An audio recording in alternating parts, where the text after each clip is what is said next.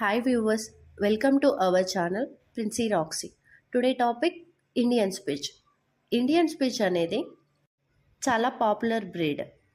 ఇది 1980 నుండి 1990 మధ్య కాలంలో అదర్ కంట్రీస్ నుంచి డాగ్స్ని ఇంపోర్ట్ చేయలేని పరిస్థితులలో మనకు అందుబాటులో ఈ జాతి ఉండటంతో ఇది చాలా ప్రాచుర్యంలోకి వచ్చింది.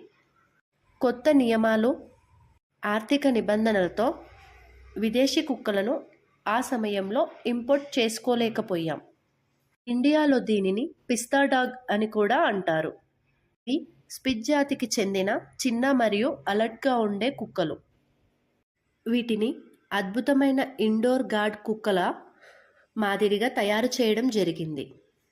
వీటి రూపం జర్మన్ షెపర్డ్ మాదిరిగానే ఉంటుంది, కానీ పరిమాణంలో చాలా చిన్నవిగా ఉండి థిక్ అండ్ లాంగ్ కోట్ కలిగి చూడ్డానికి చాలా అందంగా ఉంటాయి.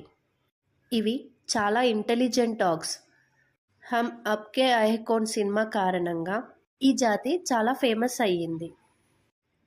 పోలాండ్లో కనిపించే పొమేరియన్ జాతికి ఇవి పూర్తిగా విభిన్నం. అయినప్పటికీ వీటిని పొమేరియన్గా పరిగణింపబడతాయి. వీటిని సులభంగా ఇంట్లో పెంచుకోవచ్చు. ఇవి మీడియం బ్రీడ్గా పరిగణించబడతాయి. లార్జ్ బ్రీడ్ మాదిరిగా వీటికి ఎక్కువ స్థలం అవసరం లేదు. వీటిని చిన్న చిన్న ఇళ్లల్లోనూ ఇంకా అపార్ట్మెంట్స్లోనూ కూడా ఈజీగా పెంచుకోవచ్చు. అన్ని జాతుల్లాగే వీటికి కూడా రోజులో ఒకసారి వాకింగ్ అవసరం. ఇవి మనుషులతో మరియు ఇతర జంతువులతో సులభంగా కలిసిపోయే గుణం కలిగి ఉంటాయి. ఇవి మనుషులతో చాలా అటాచ్మెంట్ను పెంచుకుంటాయి.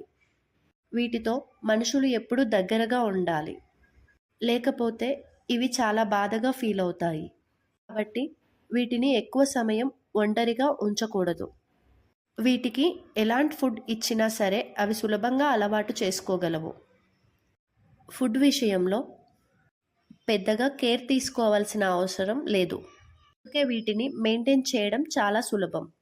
వీటి యొక్క హెయిర్ చాలా ఎక్కువగా ఉండటం వలన దీని మెయింటెనెన్స్లో కొంచెం కేర్ తీసుకోవాల్సి ఉంటుంది. ఇవి శుభ్రంగా ఉండడానికి ఎక్కువగా ఇష్టపడతాయి, కాబట్టి వీటి పరిసరాలని కొంచెం శుభ్రంగా ఉంచాలి. వీటికి సులభంగా ట్రైనింగ్ ఇవ్వచ్చు. ఇవి త్వరగా నేర్చుకునే స్వభావం కలిగి ఉంటాయి.